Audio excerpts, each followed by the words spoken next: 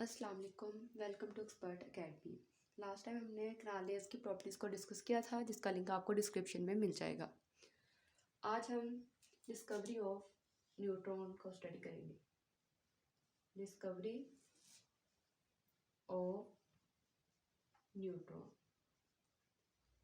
अभी तक हमने इलेक्ट्रॉन की डिस्कवरी और प्रोटॉन की डिस्कवरी की है और हमने इनकी प्रॉपर्टीज़ को डिस्कस किया है। 1920 तक जो न्यूटन है वो डिस्कवर नहीं हुए थे अभी तक।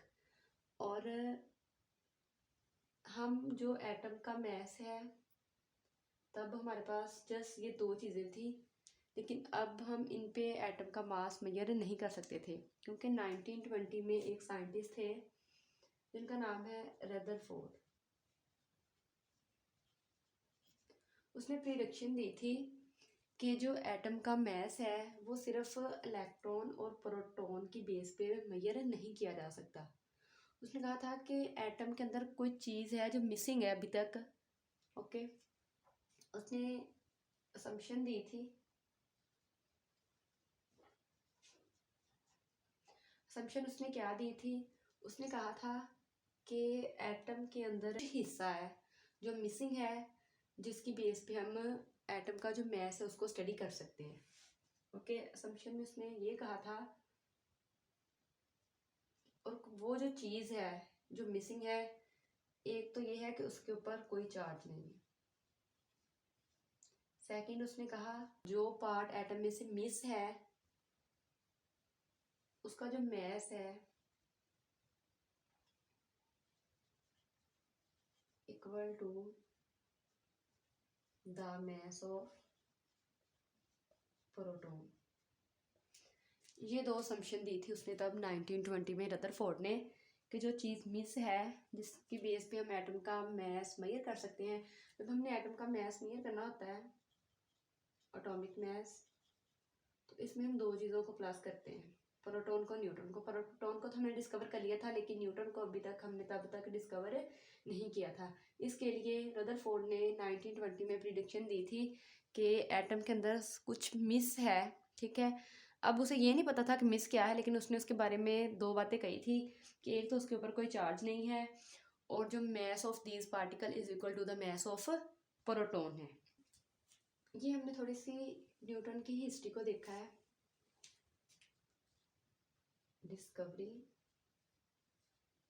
Of neutron. 1932 में एक साइंटिस्ट थे जिनका नाम था चैडविक। उन्होंने न्यूटन को डिस्कवर किया। उन्होंने न्यूटन को ऐसे डिस्कवर किया कि उन्होंने एक बेरिलियम की प्लेट ली।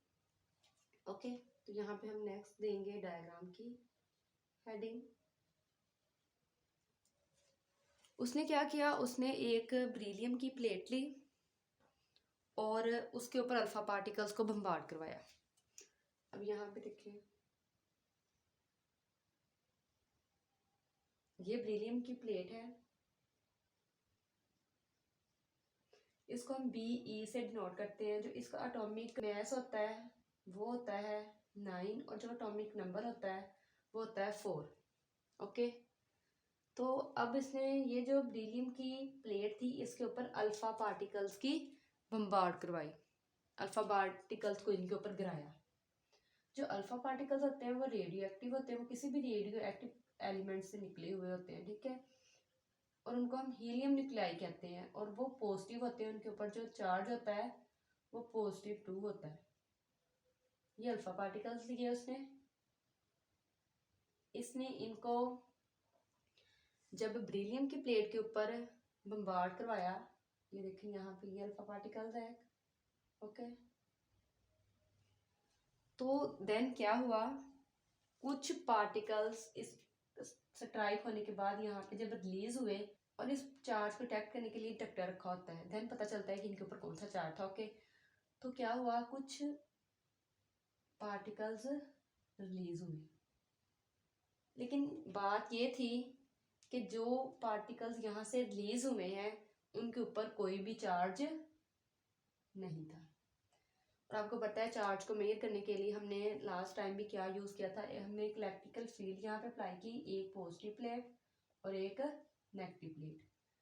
जब इन पार्टिकल्स ने ना तो ये इसकी तरफ रिफ्लेक्ट हुए ना ही इसकी तरफ, बल्कि क्या हुआ, सीधे गुजर गए, जिससे ये तो पता चल गया कि जो पार्टिकल्स यहाँ से रिलीज हुए हैं उनके ऊपर क्या है, नो चार्ज, कि उनके ऊपर कोई भी चार्ज नहीं है। दूसरा, जब इनका मैस मेजर किया गया तो mass of these particles is equal to the mass of proton। यही दो बातें रदरफोर्ड ने 1920 में जब अपनी प्रिडिक्शन दी थी, उसने यही कहा था कि एटम में कुछ मिस है, लेकिन उसके ऊपर उसने बता दिया था कि कोई चार्ज नहीं है और उन पार्टिकल्स का जो मैस है वो प्रोटॉन के मैस के इक्वल है। ओके, तो अब हमने यहाँ पे इसकी डायग्राम भी देख ली है और इसकी डिस्कवरी को भी देखा है और इसकी हमने थोड़ी सी हिस्ट्री को भी देखा है। अब हम नेक्स्ट इसकी वर्किंग की बात करते हैं। तो वर्किंग में सबसे पहले उसने क्या किया था कि अल्फा पार्टिकल्स को बेरिलियम प्लेट के ऊपर बम्बार्ड करवाया था। तो यहाँ पे लिखेंगे अल्फा पार्टिकल्स आर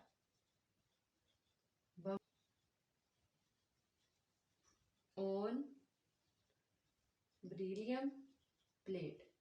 ओके, जब अल्फा पार्टिकल्स को बेरिलियम प्लेट के ऊपर उसने बम्बार्ड करवाया था, देन क्या हुआ, after strike with the beryllium plate some penetrating होता है अंदर तक स्ट्राइक कर देना। जब अल्फा पार्टिकल्स बेरिलियम प्लेट के साथ टकराए तो वहां से क्या हुआ, एक हाईली पेनिट्रेटिंग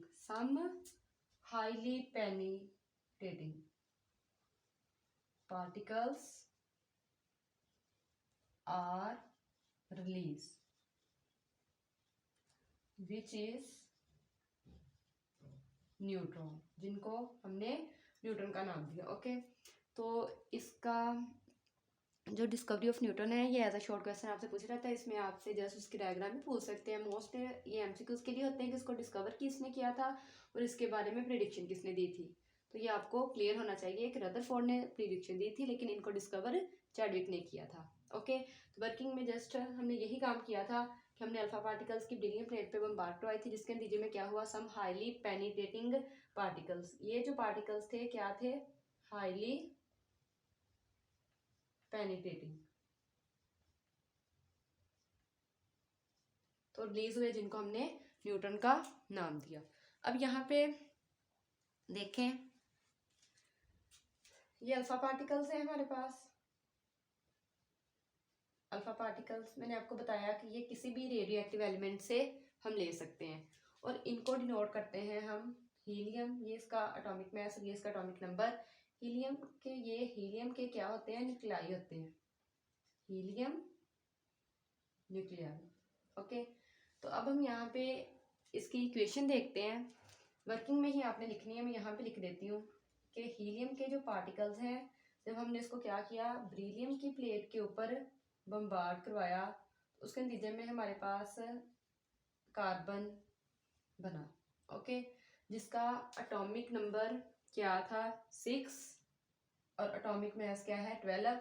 और यहाँ पे हमारे पास एक न्यूट्रॉन रिलीज हुआ जिसके ऊपर कोई चार्ज नहीं था लेकिन उसमें प्रोटॉन एक था।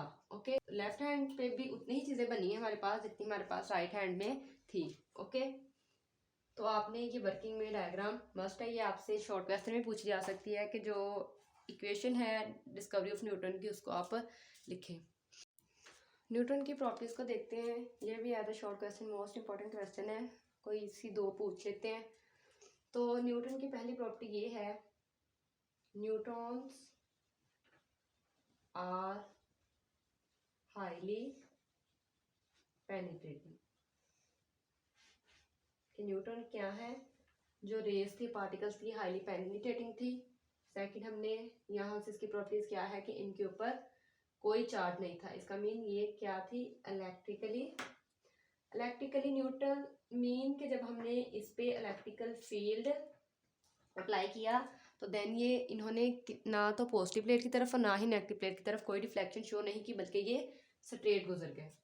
और थर्ड हमने इसकी प्रॉपर्टीज देखनी है, वो ये है कि mass of neutron is equal to the mass of proton. जो न्यूट्रॉन का मास है वो प्रोटॉन के मास के इक्वल है। ओके, अब हम इसमें एक छोटा सा डिफरेंस देख लेते हैं न्यूट्रॉन्स में एंड इलेक्ट्रॉन्स में। ये भी क्वेश्चन आपसे पूछ लिया जाता है कि डिफरेंस लिखें न्यूट्रॉन्स में और इलेक्ट्रॉन्स में। तो न्यूट्रॉन पे आपको पता है नो चार्ज, कि कोई भी चार्ज नहीं होता, ये इलेक्ट्रिकली न्यूट्रल होता है, और इलेक्ट्रॉन पे पॉजिटिव चार्ज होता है। दूसरा जो न्यूट्रॉन है ये क्या है, 1836 time heavier than electron. Okay, अब यहाँ पे इसका उल्टा आ जाएगा कि ये इससे इतना हल्का होता है। ओके, और थर्ड डिफरेंस आप ये देख सकते हैं, क्योंकि हमने पढ़ा है कि जो एटम है वो इलेक्ट्रॉन पे, प्रोटॉन पे और न्यूट्रॉन पे मुश्तमिल होता है, और हमें पता है कि जो इलेक्ट्रॉन है वो न्यूक्लियस के गिर्द शेल्स में मूव करते हैं, जबकि जो न्यूट्रॉन होते हैं वो एटम के अंदर मौजूद होते हैं। ये इनसाइड होते हैं, ये आउटसाइड दी एटम होते हैं। ओके, अल्लाह हाफिज़।